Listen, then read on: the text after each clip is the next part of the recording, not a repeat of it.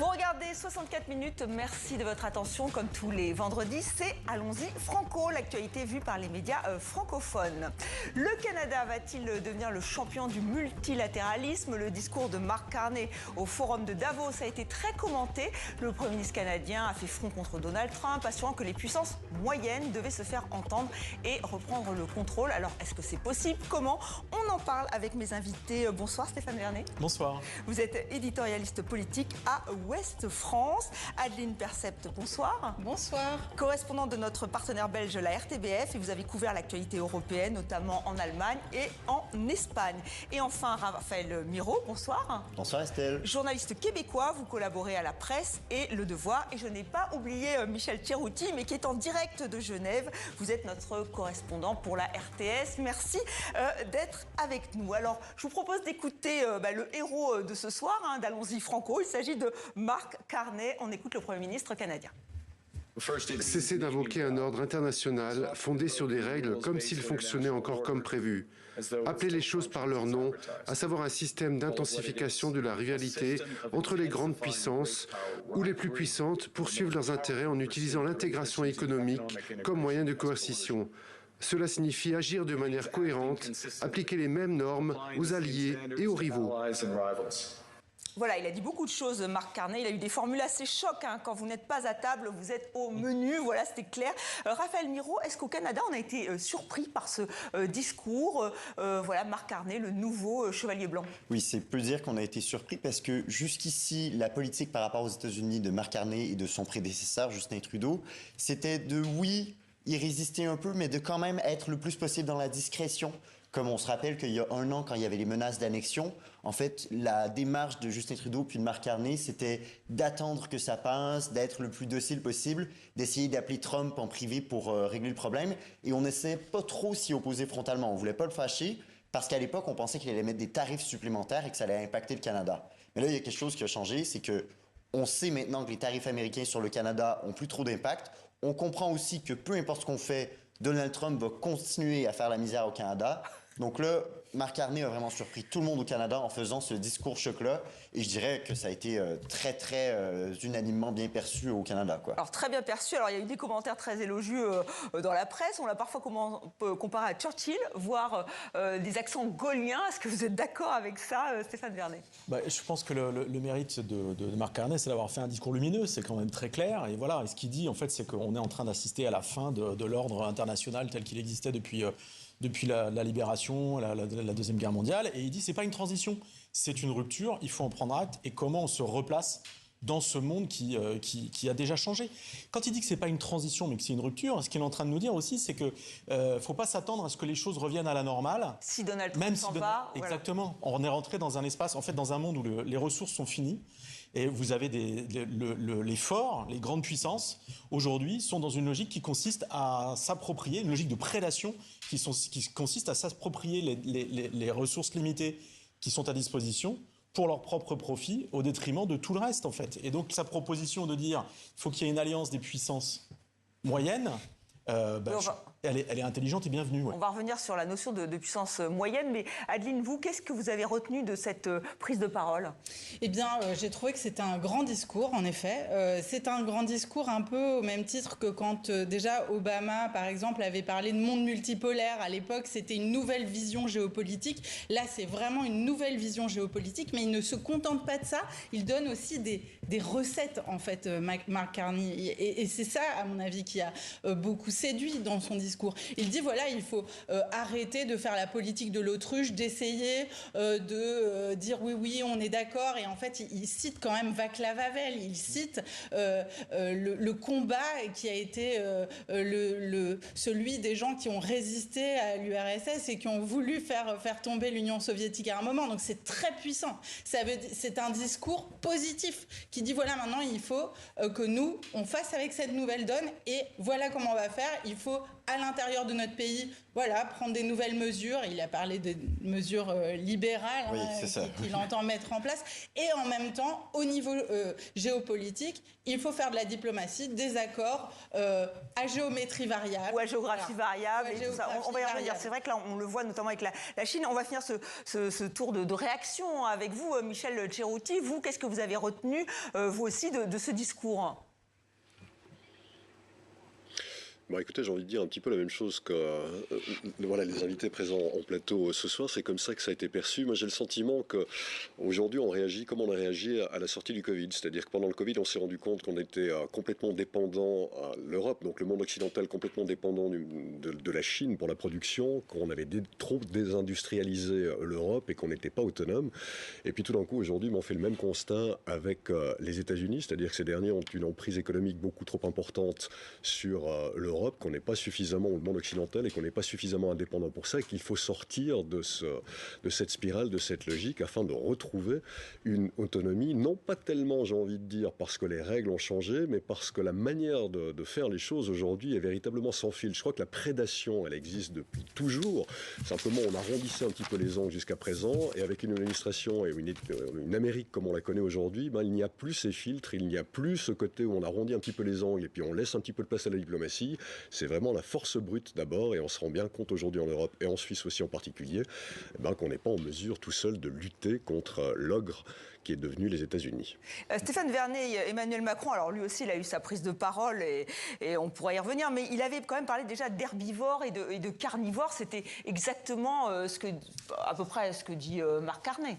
Oui, alors le problème, c'est qu'Emmanuel Macron, ce que le monde a retenu, c'est surtout ses lunettes et franchement... Oui, alors ça, c'était avant. C'était en 2024, oui.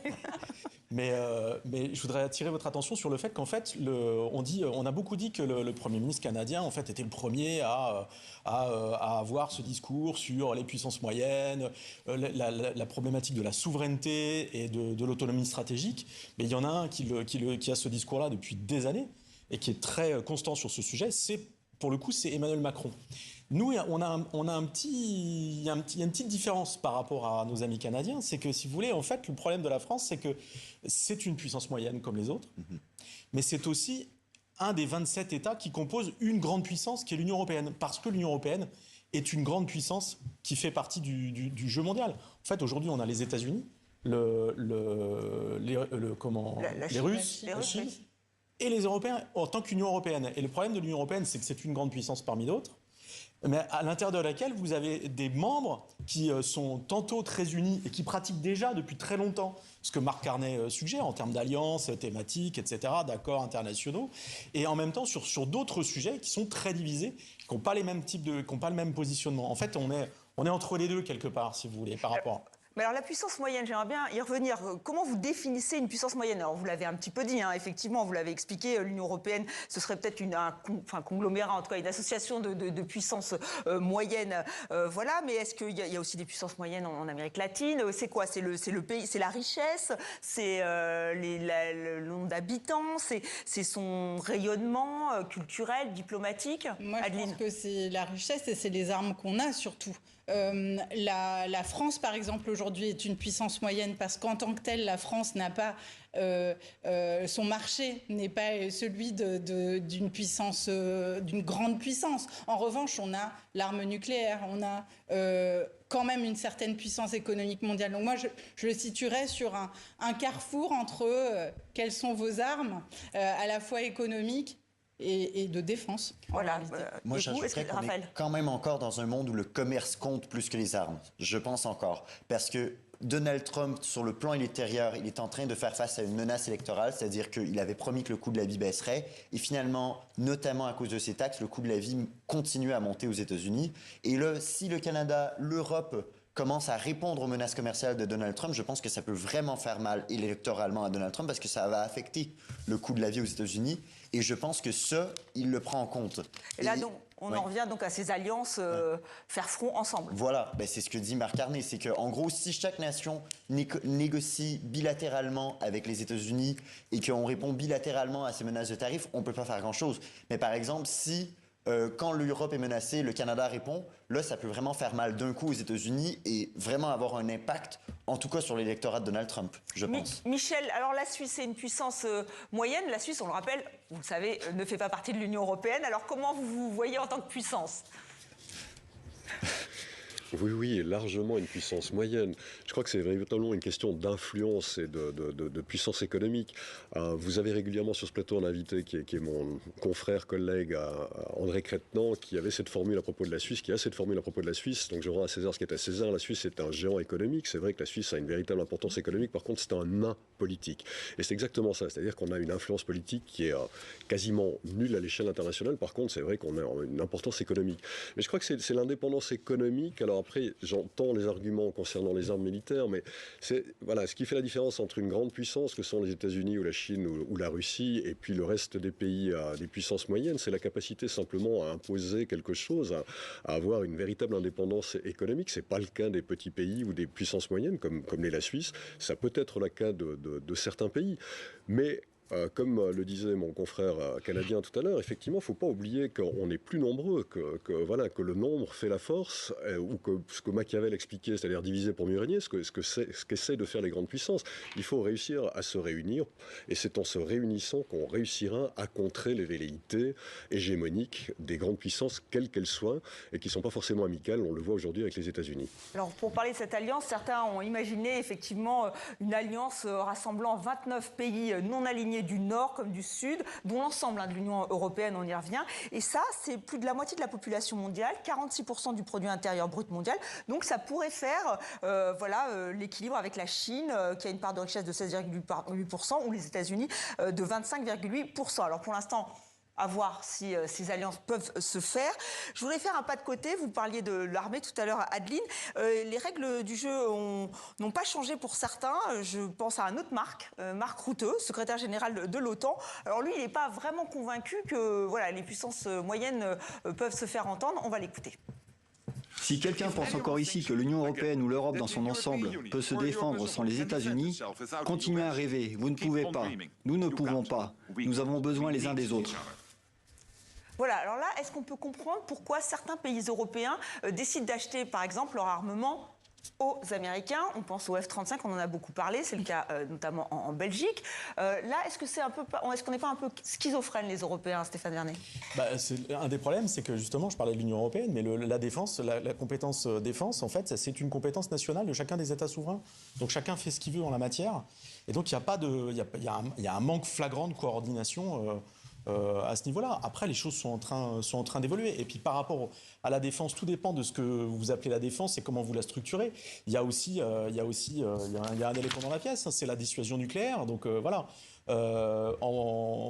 Si vous considérez que, en fait, seule l'OTAN peut vous assurer une forme de dissuasion nucléaire par rapport à d'éventuels adversaires, effectivement, vous ne pouvez pas vous en passer, vous ne pouvez pas vous passer les Américains. Je vous rappelle que la France ou la Grande-Bretagne ont leur propre arsenal. Donc il y a aussi toute la question de l'extension de la dissuasion nucléaire à d'autres pays que la France. Vous avez un président de la République aujourd'hui en France qui laisse planer ce qu'on appelle une ambiguïté stratégique en la matière et qui a dit qu'il allait faire des annonces sur le sujet. Mais à un moment donné, je pense aussi qu'on est dans une période de bascule, même sur ces thèmes-là. C'est-à-dire que vous avez un certain nombre de pays européens qui ont beaucoup réinvesti dans leur armée ou qui ont développé une armée assez puissante. Je pense aux Polonais, je pense aux Allemands qui font des annonces. Oui, bien sûr. Donc voilà. Mais après, quand le Danemark, par exemple, décide quand même d'acheter américain et qu'on a bien compris, hein, les experts l'expliquent, que finalement, ce sont de toute façon les Américains qui gardent la main sur leurs avions, par exemple, sur leurs armes. Là, est-ce que ça pose pas un problème important? Là, vous le savez, la politique de défense, c'est pas quelque chose que vous prévoyez à année plus 1. La politique de défense, c'est sur du très long terme. Et il faut voir d'où on arrive. Je veux dire, vous citez le Danemark, par exemple. C'était un pays ultra-atlantiste jusqu'à l'affaire du Groenland, en fait, jusqu'à l'année dernière. Les Danois ont envoyé des soldats en Irak et en Afghanistan aux côtés des États-Unis. Je veux dire, ils ont cette politique-là depuis toujours. Donc, vous demandez à des pays qui ont cette politique depuis des décennies et des décennies de compter sur les Américains de changer leur doctrine du tout au tout. On sait tous que les doctrines de défense, ça ne marche pas comme ça. Pour les F-35 belges, puisqu'il en a été question, pour clarifier la situation, ces décisions-là, d'acheter des F-35, elles datent de 2018. Donc une fois que vous avez une flotte de F-35 pour des raisons bien précises, l'armée à l'époque avait décidé qu'il fallait que ce soit des avions qui puissent avoir des emports nucléaires, des avions qui soient aussi capables d'être dans une grande furtivité, donc de se cacher finalement sur les terrains de combat. Ça, c'est les F-35 qui le font. Donc, si vous voulez, la doctrine date de 2018. Les achats se font sur le long terme. Maintenant, sur cette question-là, il y a aussi, vous avez raison, quand même des questions politiques. Et quand la France défend une défense européenne, la France entend, vous allez acheter notre matériel, le matériel français. Que se passe-t-il pour les petits pays comme la Belgique, aussi comme la Pologne ? Il y a une industrie de l'armement en Belgique, par exemple. Mais à aucun moment, le président français ne dit aux Belges, écoutez, vous allez acheter français, mais nous, on va faire produire les canons chez vous en Belgique. Donc voilà, l'alliance, il faut qu'il y ait des alliances entre ces puissances moyennes, comme l'a souligné Marc Carnet. Juste, Michel, une réaction aussi, parce que bon, la Suisse, elle aussi, elle a fait son choix sur les armes. Oui, alors en matière d'armement, récemment... En matière d'armement, bien sûr, la Suisse récemment a décidé également d'acheter des F-35. Alors rétrospectivement, aujourd'hui, on se dit que déjà à l'époque, le choix était critiqué politiquement, parce que pas mal d'observateurs en Suisse estimaient qu'il aurait fallu acheter un avion européen, puisque nous sommes au centre de l'Europe, même si nous ne faisons pas partie de l'Union européenne, et que c'était une erreur d'acheter un avion américain. Néanmoins, les experts ont fait ce choix-là. Aujourd'hui, on se questionne véritablement, et il y a même une certaine fronde à l'intérieur du pays contre cet achat qui a été avalisé contractuellement, mais qui évidemment va prendre des années pour être mise en place, parce qu'on se rend compte que les États-Unis, finalement, sont un allié qui n'est pas très stable, d'une part, et puis, deuxièmement, on achète avec le F-35 un avion de combat dont on n'a pas la souveraineté, puisque, il faut des codes pour qu'il vole, et ces codes sont à Washington, et si Washington ne vous donne pas les codes, votre avion ne décolle pas. Donc, comment voulez-vous être souverain si vous avez des armes de défense que vous ne maîtrisez pas complètement ? Mais encore une fois, ce sont des choix qui ont été faits il y a relativement longtemps et qui auront une influence ou une pérennité qui sera importante également. Donc c'est compliqué de changer du jour au lendemain. Mais aujourd'hui, il y a un véritable questionnement par rapport à ce choix. Oui. Et à se demander si Donald Trump n'est pas en train de précipiter notamment les Canadiens, les Européens dans les bras de la Chine. La Keir Starmer était donc en voyage, en visite officielle en Chine. Et regardez ce qu'il a écouté, plutôt ce qu'il a déclaré. Je suis depuis longtemps convaincu que le Royaume-Uni et la Chine ont besoin d'un partenariat stratégique à long terme, cohérent et complet. Nous sommes des économies du G20, nous sommes membres du Conseil de sécurité des Nations Unies et nos relations commerciales soutiennent des centaines de milliers d'emplois dans nos deux pays, et cela depuis très très longtemps. Et peu avant lui, c'était Marc Carnet. D'ailleurs, ça a déclenché la colère de Donald Trump. Donc, est-ce qu'il faut se tourner vers la Chine, vers l'Inde, comme les Européens ? Est-ce que c'est la bonne solution ? Comment c'est perçu ? En tout cas, au Canada, ça a quand même beaucoup surpris parce que jusqu'à il y a 3-4 ans, on était encore à couteau tiré avec la Chine. Rappelez-vous l'histoire de Meng Wanzhou qui avait été arrêté au Canada, ensuite de deux Michael qui étaient des entrepreneurs canadiens qui avaient été détenus en Chine plus de 3 ans. Donc, jusqu'à il y a 3-4 ans, notre politique au Canada avec la Chine, c'était un peu un idéalisme en relations internationales, c'est de dire on va encore plus que les autres puissances occidentales être ferme avec la Chine par rapport aux droits humains, par rapport à ce qui se passe au Xinjiang. Mais Marc Carney l'a dit dans son discours.